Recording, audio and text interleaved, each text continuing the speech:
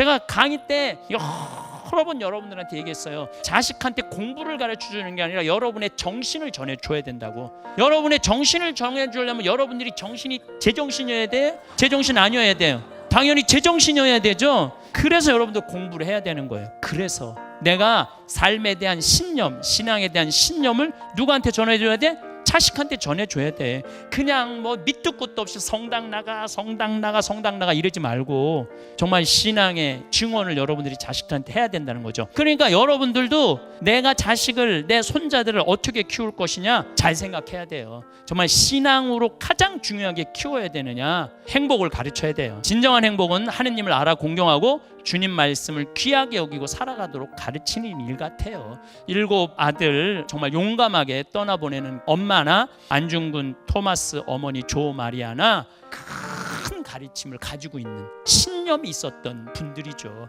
그래서 여러분들도 신앙의 신념을 가지고 삶의 어떤 진정한 기쁨이 뭔지를 우리가 좀 마음에 새기는 게 바로 성서 공부하는 이유가 아닌가 그런 생각을 합니다. 신구약 중간하를 오늘 공부를 하게 될 겁니다. 여러분들 보통 성서를 처음 접하는 분들이 당황하는 게 창세기 1장이에요. 이거 진짜 이거 보고 쓴 걸까? 하느님이 뭐 물이 생겨라, 빛이 있어라, 그리고 하룻밤이 지났다. 그거 할 때 이거 진짜 보고 쓴 걸까? 안 보고 쓴 거예요, 그거. 그러니까 창세기 1장부터 11장까지는 고대 근동 지방에 다 퍼져 있던 얘기예요. 그거를 자기네들 관점으로 모아서 쓴 거라고 생각하시면 돼요. 여러분들 우리 단군 신화 보면은 곰하고 호랑이하고 마늘 까먹는 얘기 아시죠? 그 여러분들 믿어요, 안 믿어요? 안 믿어요? 보통 백두산을 보면은 16골짜기가 있대. 백두산이 16골짜기가 있는데 한 골짜기 길이가 1000리가 된대. 그래서 중국에서는 백두산을 뭐라고 부르느냐면 장백산이라고 그래요. 장백산. 그러니까 한 골짜기에 한 부족이 모여 살고 저쪽 골짜기에 부족이 모여 살고 그런단 말이에요. 그 옛날에는. 근데 어떤 부족은 곰을 숭배하는 부족이 있고 어떤 부족은 호랑이를 숭배하는 부족이 있고, 그래갖고 둘이 싸웠는데 누가 이겼느냐면은 곰을 숭배하는 부족이 이긴 거야. 그러니까 마늘 까먹기 시합해갖고 곰이 이긴 거. 그래서 가끔 나는 구약성서 창세기 1장부터 11장까지를 억지로 설명하려고 그러는 학자들이 있고 또 종교 지도자들이 있어요. 참 내가 보기엔 좀 무리가 있어요. 홍수 얘기는요 고대 근동 지방에 다 퍼져 있는 얘기야. 이스라엘에만 있는 얘기가 아니야. 그리고 실질적으로 거기에 맞진 않지만은 처음 지구에 비님이 쏟아졌을 때는 몇 년 동안 비님이 왔을 것 같아요. 1000만 동안 비가 왔대요.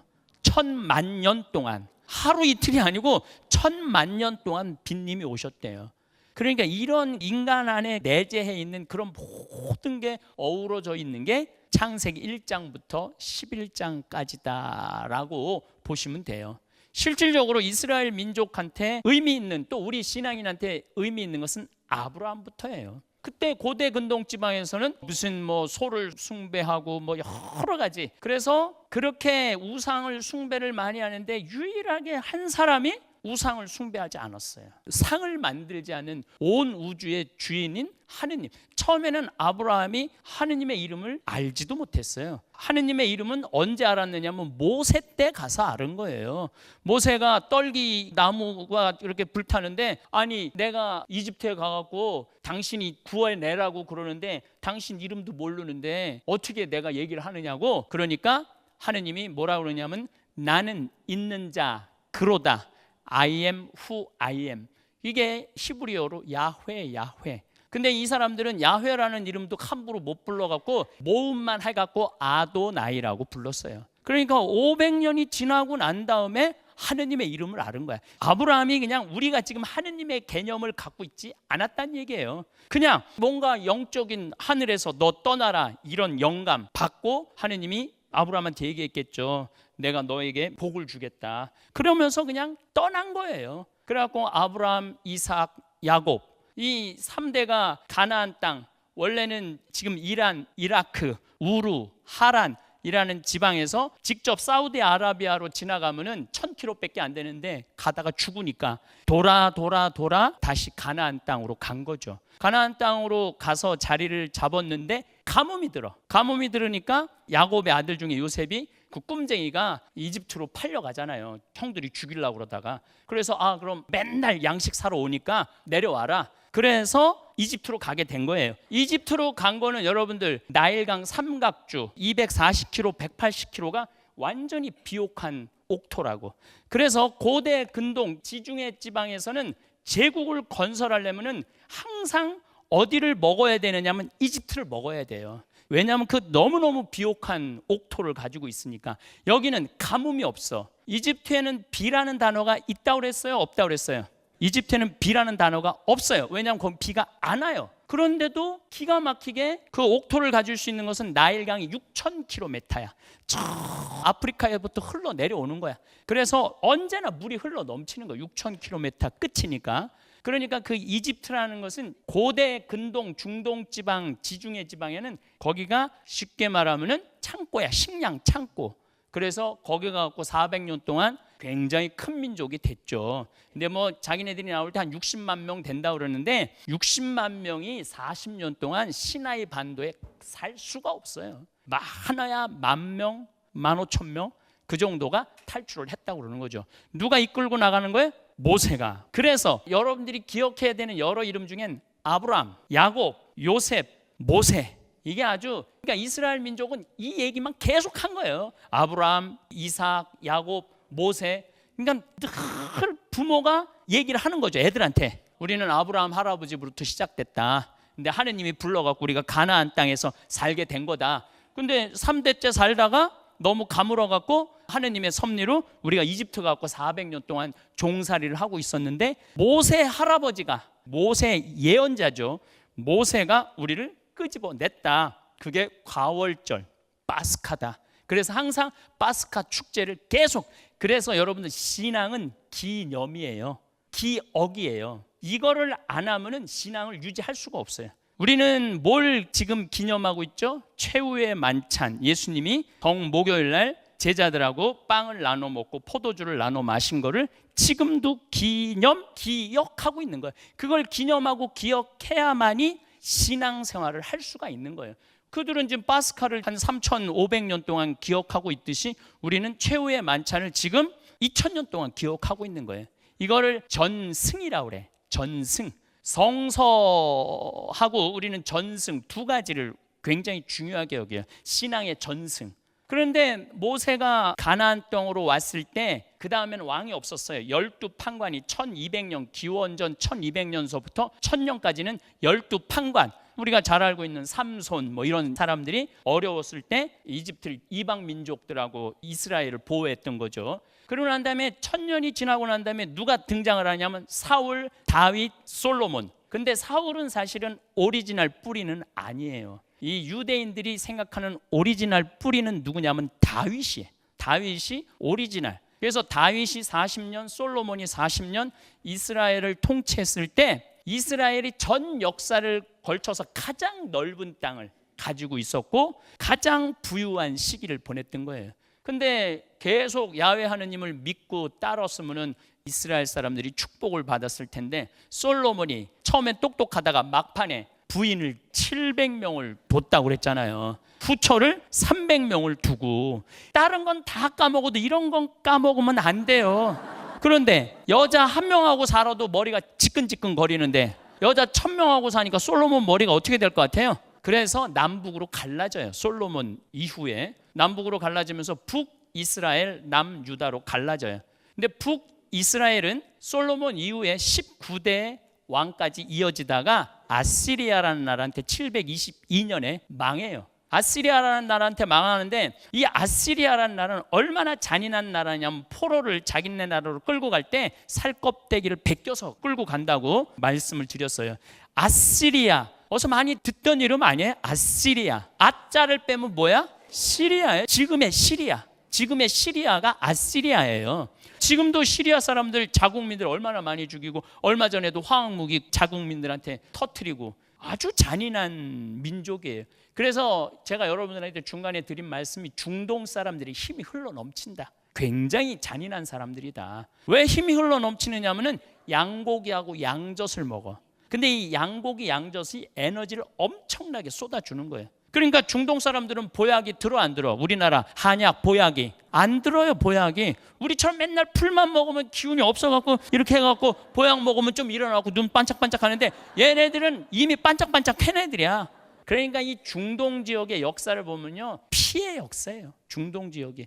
그래서 우리나라 사람처럼 풀을 먹는 우리 민족처럼 착한 민족이 없어요. 내가 아무리 생각해도 대한민국 사람처럼 착한 사람들이 없어. 그리고 종교 있어도 우리는 좋은 게 좋은 거야. 그래서 뭐 부처님 탄신일이잖아요. 그럼 성당에서 막 축하한다고 걸어놓고 또 예수님 탄생하면 절에서 축하한다고. 이게 전 세계에서 타 종교에 대해서 이렇게 관대한 나라는 없어요. 그래서 한국을 종교 천국이라고 그래. 그러니까 우리 국민들은 나름대로 독하다고 생각을 하는데 다른 나라를 엿보면은요, 이슬람은 개종하면 죽인다니까요. 바로. 어쨌거나 아시리아한테 북이스라엘이 망하는데 하도 유대인도 지독하죠. 왜? 유대인도 중동 사람이니까. 항상 여러분들은 이 생각을 해야 돼요. 유대인은 중동 사람이 아니라고 생각하는데 유대인은 중동 사람 중에 중동 사람이에요. 하도 떠돌아다녀서 색깔이 하얘지고 하도 미크비에서 씻어갖고 얼굴이 하얘진 거지 중동 사람이에요. 그러니까 니네들 반란을 못 일으키려고 이 민족을 통혼을 시켜버려. 다른 민족, 이란, 이라크 지방으로 끌고 가버리고, 그래서 통혼이 된 민족이라 남유다 사람들은 북이스라엘, 사마리아 사람을 사람 취급하지 않았던 거예요. 이스라엘 사람들은 이 핏줄을 굉장히 중요하게 여긴다고 말씀드렸죠. 아브라함은 이삭을 낳고 이삭은 야곱을 낳고 야곱은 유다와 요셉을 낳고 뭐 계속 뭘 이렇게 낳대. 성서 읽어봐요. 계속 낳대. 뭐 역대기를 읽어보면은 계속 낳대요. 낳고. 그래도 마태오복음에도 보면 1장에서도 계속 낳대. 누구는 누구를 낳고 누구는 누구를 낳고. 그만큼 핏줄을 중요하게 여기는데 이 민족하고 섞여버리니까 니네들은 우리 민족 아니다. 그래서 유다, 벤자민만 유다 민족으로 남은 거고 나머지 10부족은 아예 지금 이름도 없어요. 그래서 그 사마리아 사람들 지나가면 침을 뱉었어요. 근데 놀라운 건 사마리아 사람들은 유다인이 지나가면 뭐라 그러면 저 개 지나간다고. 그러니까 그 증오의 감정이 굉장히 극한 상태였어요. 그런데 예수님이 700년에 쌓인 그 앙금을 요한복음 4장에 사마리아 여인하고 우물가에서 이야기하면서 다 풀어놓는 거예요. 민족의 벽을 뛰어넘으시는 거예요. 사마리아하고 여자하고 얘기하는 것 자체만 해도. 또 예수님이 예루살렘에 올라가려는데 사마리아를 지나가려고 그러니까 안 받아들이잖아요. 그러니까 야고보가 요한이 뭐라고 그래? 하늘에서 불을 내려갖고 살라버릴까요? 그러니까 예수님이 제자들을 꾸짖고 돌아가시잖아요. 그러면서 예수님이 하신 말이 있어요. 하늘에 새도 보금자리가 있고 여우도 굴이 있는데 사람의 아들은 머리 둘 곳조차 없다. 유다인도 아니고 사마리아 사람도 아니고 아무도 이해를 해주지 못하는 거예요. 그럼에도 불구하고 예수님은 다음에 나 환자 10명 중에 1명 돌아온 사람이 사마리아 사람이에요. 이 이방인 사마리아 사람밖에 없느냐? 감사의 인사를 하러 돌아온 사람이 또 그 다음에 이어서 하신 말씀이 착한 사마리아 사람이에요. 유다인은 시체 닿는 거를 뭐 한다고 그랬어요? 부정을 탄다고 그랬죠. 그래서 레이 사람 사제 지나갔는데 사마리아 사람은 시체 부정 타는 거를 불구하고 잘 여관까지 데려가서 기름을 발라주고 치료해주고 돈까지 주고. 그러면서 예수님은 이미 선민의식에 사로잡혀 있는 유다인들 이걸 뿌신 거예요. 그러고 난 다음에 남유다는 신바빌로니아한테 586년에 멸망을 해요. 그리고 530년까지 70년 동안 605년부터 계속 침범을 당하다가 70년 동안 바빌론 유배를 떠나면서 솔로몬 성전이 무너지는 걸 보고 너무 큰 충격을 받아요. 솔로몬 성전은 어디에 세워졌느냐 하면 아브라함이 이삭을 모리아 산에서 바친 그 모리아 바위, 그 바위 위에 세운 게 솔로몬 성전이에요. 하느님의 예배는 여기서만 해야 된다. 하느님께 경배는 여기서만 해야 된다. 그런데 그게 완전히 무너지는 걸 보면서 굉장히 신앙에 혼란이 생기는 거예요. 그리고 바빌론에 가갖고 야훼 하느님은 성전에만 머무를 수 있는 분이 아니다. 성전에만 가둘 수 있는 분이 아니다. 그러면서 뭐를 중요하게 여기느냐면 모세오경, 회당, 안식일 유다인은 안식일을 지켰고 안식일은 유다인을 지켰다고. 굉장히 중요한 말이에요. 이 말은 우리가 주일을 지키면 주일은 우리를 지켜줘요. 근데 만약 우리가 주일 미사를 우습게 알면은 주일은 우리를 우습게 알 것 같아, 안 할 것 같아요? 주일도 우리를 우습게 아는 거예요. 그래서 여러분들 주일은 항상 거룩하게 지켜야 돼. 유대인들은 이 안식일을 철저하게 지켰던 거예요. 근데 문제는 이 안식일이 누구한테 가서 충돌을 하냐면 예수님한테 가서 충돌을 하는 거예요. 예수님이 안식일 날 병 다 고쳐주잖아요. 그러니까 다른 날도 일할 날이 많은데 왜 굳이 안식일 날 사람을 고치느냐. 근데 예수님이 그랬잖아요. 12년 동안 38년 동안 앓은 사람, 이 사람들은 오늘이 중요하다 이거야. 그러니까 사람이 안식일을 위해서 있느냐, 안식일이 사람을 위해서 있느냐. 이게 예수님 한마디 한마디가요 그냥 그 순간에 벌어진 일이 아니라 500년, 600년의 전통과 역사를 한 번에 다 부시는 거야. 그러니까 얼마나 당시 유대인들이 충격이 컸겠어요. 그래갖고 바빌론 유배에 돌아와서 이 성전 재건을 하려고 그러는데 돌아왔는데 너무 민족이 조그매진 거야. 땅덩어리도 거의 한 5분의 1로 줄어드는 거야. 이 힘을 쓸 수가 없었어요.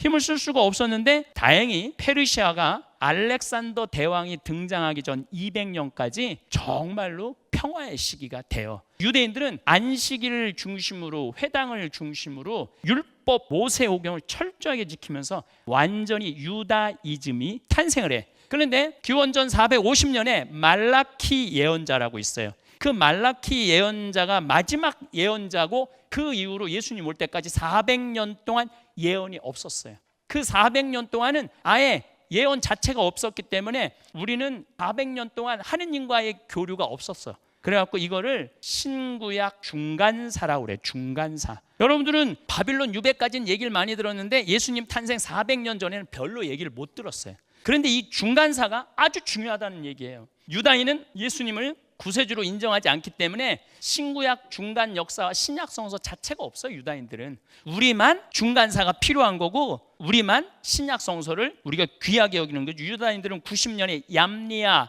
하시딤 바리사이들이 회의를 하면서 시브리 성서만 인정하고 이때 이 사람들은 그리스도인을 아예 유다인학에서 퇴출하기로 결의를 해요. 그래서 유다인들은 예수님을 인정하지 않죠. 그리스도교에서만 신구약 중간사가 있는 겁니다.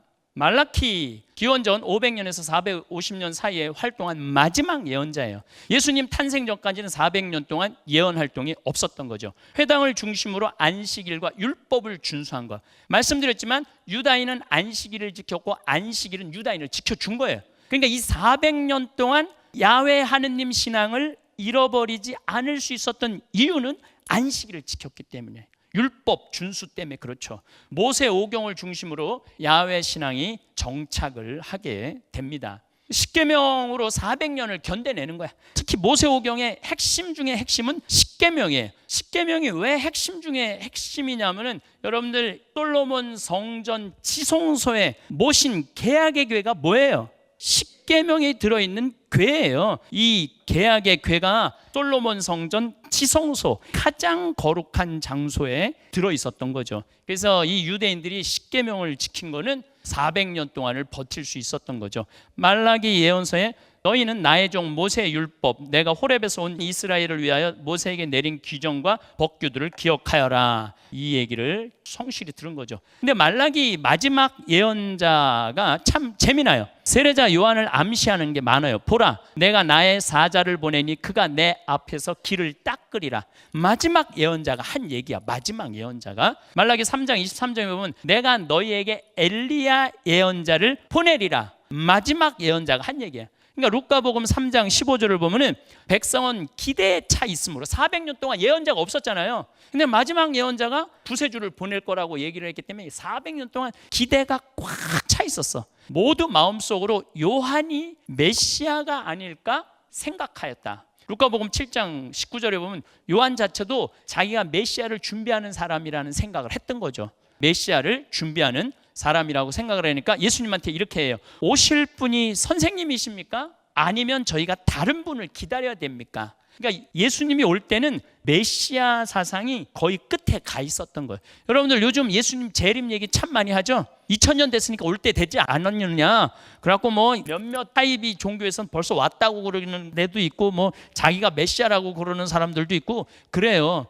우리가 지금 메시아를 간절히 기다리듯이 당시 유대인들도 메시아를 기다렸던 거죠. 요한복음 1장 25절, 당신이 그리스도도 아니고 엘리야도 아니고, 말라기 3장 23절, 내가 너희에게 엘리야 예언자를 보내리라 이랬잖아요. 그러니까 당신이 그리스도도 아니고 엘리야도 아니고 그 예언자도 아니라면 세례는 왜 주는 것이오? 라고 계속 유대인들은 메시아를 기다리고 있었던 거죠. 구약성서, 오늘 집에 가서 성서 한번 펼쳐보세요. 구약성서 맨 마지막 내용이 뭐냐면은 내가 너희에게 엘리야 예언자를 보내리라. 내가 너희에게 엘리야 예언자를 보내리라. 이게 마지막 성서 내용이야. 그러니까 구약성서의 마지막 장 내용이야, 저게. 그리고 바로 신약 성서 쫙 열으면은 누구는 누구를 낳고 누구는 누구를 낳고 복음이 바로 나와요. 이제 신구약 중간사를 하는 겁니다. 마카베오의 역사성. 마카베오 상권 1장 1절부터 7절을 보면은 제가 역사에 대한 관심이 많아서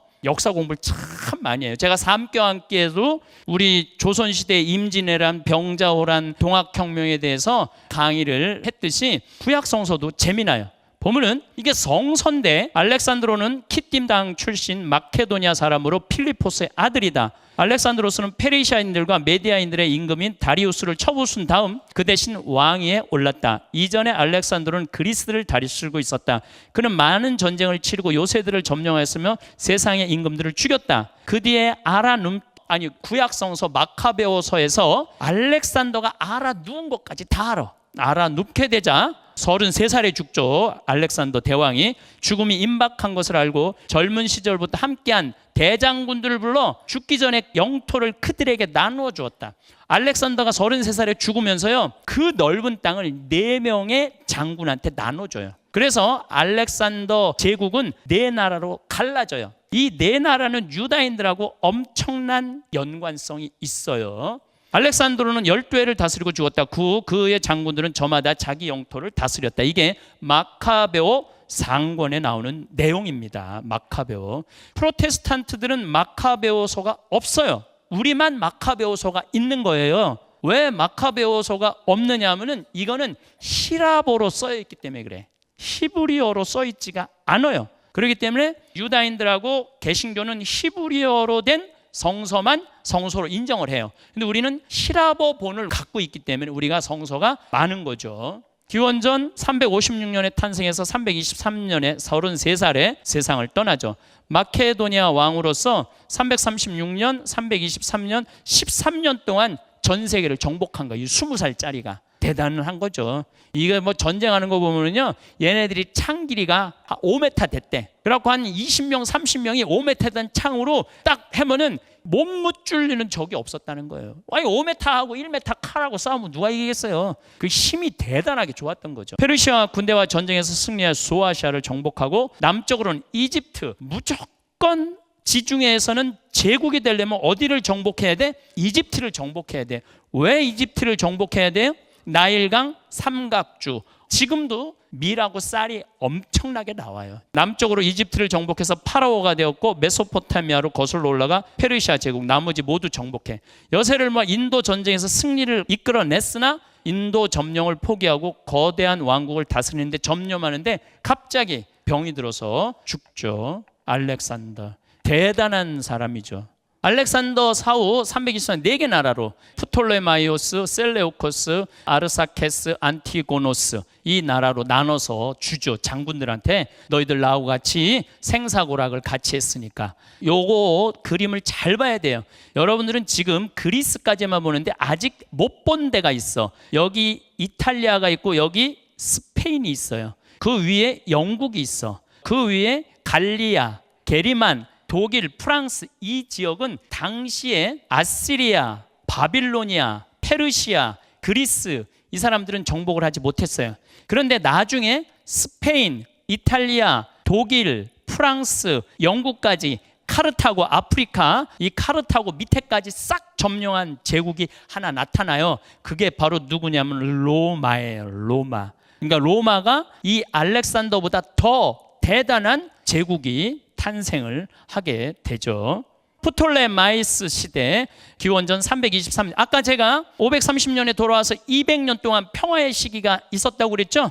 그런데 알렉산더가 등장하는 바람에 유대인들은 또 속국이 되기 시작을 해요. 그래서 323년에서 198년에는 프톨로마이에스 시대로 갑니다. 이거는 이집트에, 알렉산드리아는 어디냐면은 나일강 삼각주의 맨 끝쪽에 있는 도시예요. 알렉산더를 기념하기 위해서 세운 도시예요. 알렉산드리아 지역 중심으로 이집트를 통치했어요. 프톨레마이오스가 유다인들에게 우호적인 정책을 펼친 결과 알렉산드리아로 유대인이 대거 이주를 합니다. 알렉산드리아로, 이집트로 또 오는 거예요. 그러니까 가나안에서 살긴 살았지만은 끊임없이 이 나라 저 나라 살기 좋은 대로 한 달부터 떠돌아다녔어요. 그걸 디아스포라 공동체라고 그래요. 흩어져서 사는 유대인들. 프톨레마이오스 2세 때는 구약 성경의 히라보 번역본을 70인역 작업을 해. 무슨 얘기냐면은 알렉산더가 전 지역을 정복, 헬레니즘 문화가 등장하면서 그 알렉산더 정복 지역은 자기네 언어를 거의 다 안 써요.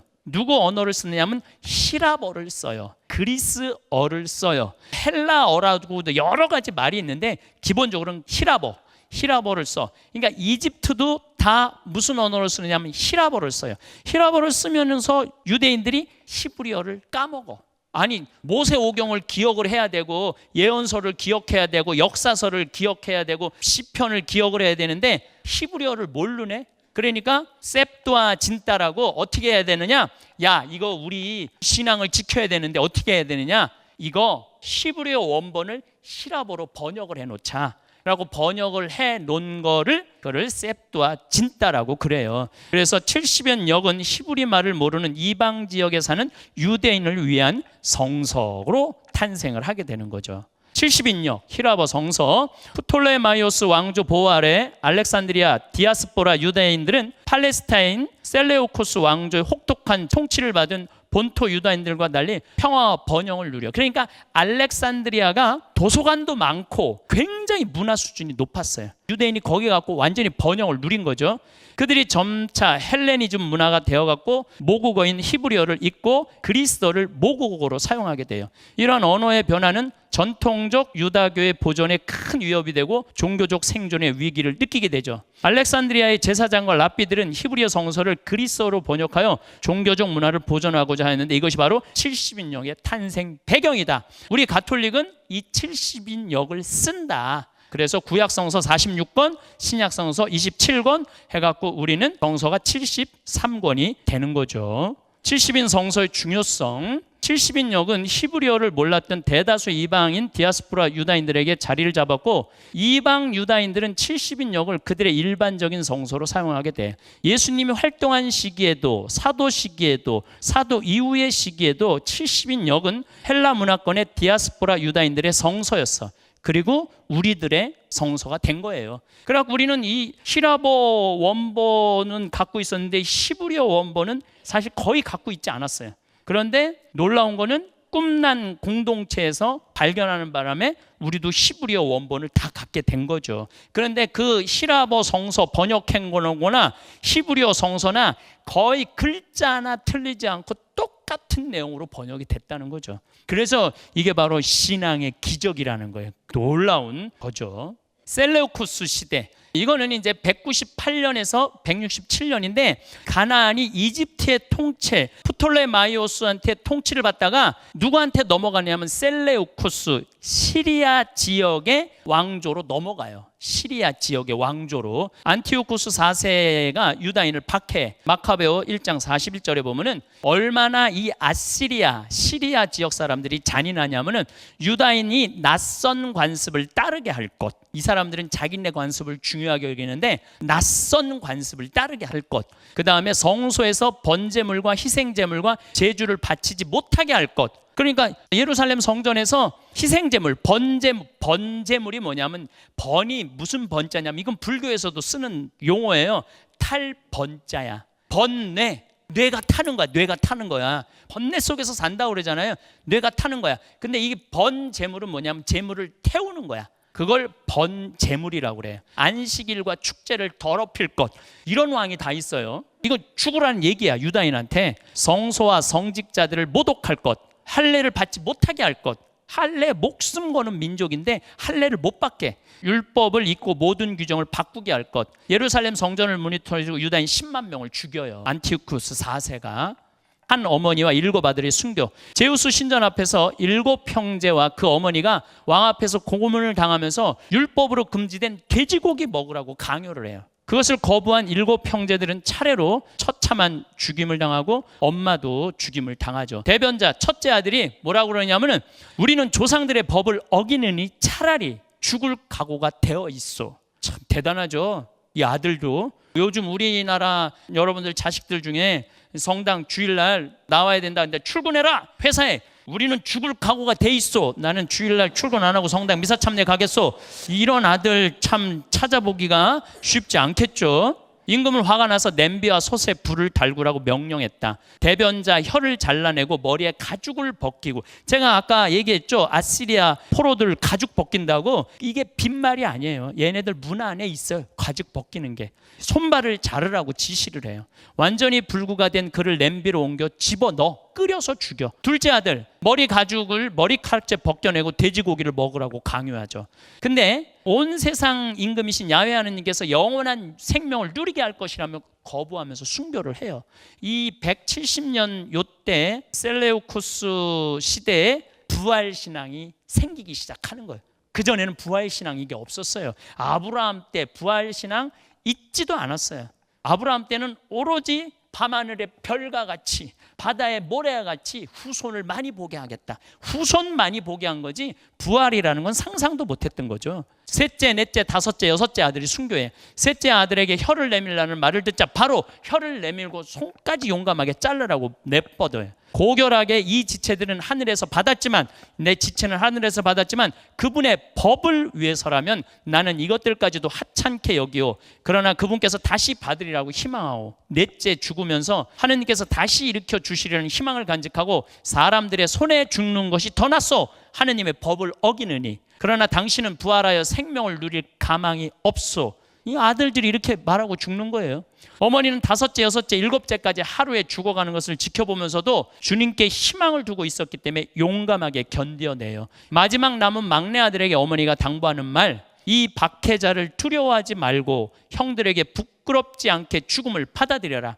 그래야 내가 그분의 자비로 내 형들과 함께 너를 다시 맞이하게 될 것이다. 엄마가 마지막 막내까지도 너도 죽어라 이거야. 엄마도 죽는 거예요. 안중근 토마스 어머니 조마리아 이분 얘기를 안 할 수가 없어요. 아들한테 편지를 보내요. 옳은 일을 하고 받는 형이니 비겁하게 삶을 구하지 마라. 떳떳하게 죽는 것이 어미에 대한 효도다. 이토 히로부미 저격하고 난 다음에 여순 감옥에 있는 아들한테 보내는 거예요. 안중근 중장이죠. 이토 히로부미 저격을 해. 1909년 10월 26일 하얼빈역에서 이토에게 세 발을 명중시키죠. 1910년 2월 14일 사형. 2월 14일은 우리는 무슨 발렌타인데이라고 그냥 뭐 초콜릿 나눠주고 뭐 이러는 날이에요. 이 날이. 그런데 사실은 정말로 현대 근대사에 안중근 의사처럼 훌륭한 분 찾아보기가 쉽지 않아요. 근데 안중근 토마스야. 엄마는 조 마리아고 1910년 3월 26일 날 1910년 막 한일 합방되고 1905년 막 이때예요. 이토 히로부미가 합방의 주역이라고 생각을 하고 저격을 한 거죠. 유해를 반환하지 않고 매장에서 아직도 유해를 찾고 있어요. 그래서 안중근 의사 유해는 아직도 없어요. 우리가 참 안타깝죠. 내가 만일 늙은 어미보다 먼저 죽는 것을 불효라고 생각한다면 이 어미는 웃음거리가 될 것이다. 너의 죽음은 너 한 사람의 것이 아니라 조선인 전체의 공분을 짊어지고 있는 것이다. 내가 항소를 한다면 그것은 일제의 목숨을 구걸하는 것이다. 내가 나라를 위해 이에 이른 즉 딴만 먹지 말고 죽어라. 옳은 일을 하고 받는 형이니 비겁하게 삶을 구걸하지 말고 대의에 죽는 것이 어미에 대한 효도다. 그러니까 이 7 아들 떠나보내는 엄마나 안중근 토마스 의사 엄마 조 마리아나 똑같은 거지. 적어도 이 정도의 신념을 가지고 자식을 가르쳐야 된다는 거예요. 제가 강의 때 여러 번 여러분들한테 얘기했어요. 자식한테 공부를 가르쳐 주는 게 아니라 여러분의 정신을 전해줘야 된다고. 여러분의 정신을 전해주려면 여러분들이 정신이 제정신이어야 돼요? 제정신 아니어야 돼요? 당연히 제정신이어야 되죠. 그래서 여러분들 공부를 해야 되는 거예요. 내가 삶에 대한 신념, 신앙에 대한 신념을 누구한테 전해줘야 돼? 자식한테 전해줘야 돼. 그냥 뭐 밑도 끝도 없이 성당 나가 이러지 말고 정말 신앙의 증언을 여러분들이 자식들한테 해야 된다는 거죠. 어미는 현세에서 너와 재회하기를 기대하지 않으니 다음 세상에는 반드시 선량한 천부의 아들이 되어 이 세상에 나오노라. 참 기가 막힌 편지를 보냈던 거죠, 엄마가. 마지막 아들 순교, 조상들의 관습에서 돌아서기만 하면 부자로 만들어주고 행복하게 해주며 벗으로 삼고 간지까지 주겠다고 회유를 했는데, 막내 아들은, 우리 형제들은 잠시 고통을 겪고 나서 하느님의 계약 덕분에 영원한 생명을 누리게 되었다며 유혹을 물리치죠. 화가 치밀어 오른 임금은 다른 형제보다 더 지독하게 그를 다루어 죽였다. 그래서 7 형제가 다 죽은 거예요. 과연 우리 신앙교육은 어디에 있느냐? 자녀들에게 출세만 강요하는 현대인들, 특히 신앙인들도 마찬가지예요. 애들 초등학교 때는 주일학교 그냥 좋아라고 나가는데 중학교만 올라가면은 엄마 나 내일 시험 봐야 돼, 월요일 날. 그럼 나 오늘 성당 못 가? 그러면은 엄마가 이렇게 말해야 돼. 나 너 시험 빵점 받아도 돼. 너 하느님이 더 중요한 거야. 너 공부 안 해도 돼. 주일 미사 나하고 같이 가. 이런 엄마가 돼야 되는데, 우리는 엄마 나 내일 시험 봐야 돼. 그래, 너 나중에 좋은 대학 가서 그때부터 성당 다녀. 이게 끝나는 거예요. 그리고 자식들 판검사 만들려고 그러는 부모님들, 세상에서 가장 잔인한 부모가 자식 판검사 만드는 부모예요. 왜냐하면 평생 죄인들 속에서 살인범 만나야 되고, 강간범 만나야 되고, 폭행범 만나야 되고, 사기꾼 만나야 되고, 얼마나 스트레스 받아요. 정말로 스트레스 받는 일 아니에요? 옛날에나 우리가 정말 박해받고 고통받을 때나 정말 권력 한번 져갖고 호령하고 싶은 세상에 자식 판검사 만드는 거지, 지금 다 먹고 살만하고. 여러분들 옛날에 비하면 여러분들 엄청나게 많은 권력 갖고 있어요. 그러니까 밑도 끝도 없이 판검사 되라는 소리 하지 마세요. 애들 태어나면은 네가 행복해야 돼. 2번째, 자식 힘들게 하는 사람들, 자식 의사 만드는 사람들이야. 공부하는 게 얼마나 힘들어, 의사들이. 그렇죠? 그리고 맨날 피 봐야 되고 사람 죽는 거 봐야 되고. 사실은 판검사에 비하면 의사는 훨씬 숭고한 면이 있죠. 왜냐하면 사람을 살리잖아. 사람을 살리는 일 아니에요. 그런데도 그 공부하려고 그러면은요, 내가 이렇게 우리 아버님 이번에 세상 떠나면서 그 뭐 인턴들, 레지던트들 보면 잠도 못 자고 참 고생 많이 해요. 뭐가 좋아서 그렇게 애들을 힘들게 하려고 그래. 제일 행복한 직업이 사진 작가들이래. 아름다운 거 철쭉 찍어대고 막 이러는 거. 내가 행복하기를 키워야지. 그러니까 여러분들도 내가 자식을, 내 손자들을 어떻게 키울 것이냐 잘 생각해야 돼요. 정말 신앙으로 가장 중요하게 키워야 되느냐, 행복을 가르쳐야 돼요. 진정한 행복은 하느님을 알아 공경하고 주님 말씀을 귀하게 여기고 살아가도록 가르치는 일 같아요. 저는 7 아들 정말 용감하게 떠나보내는 엄마나 안중근 토마스 어머니 조 마리아나 큰 가르침을 가지고 있는 신념이 있었던 분들이죠. 그래서 여러분들도 신앙의 신념을 가지고 삶의 어떤 진정한 기쁨이 뭔지를 우리가 좀 마음에 새기는 게 바로 성서 공부하는 이유가 아닌가, 그런 생각을 합니다. 감사합니다.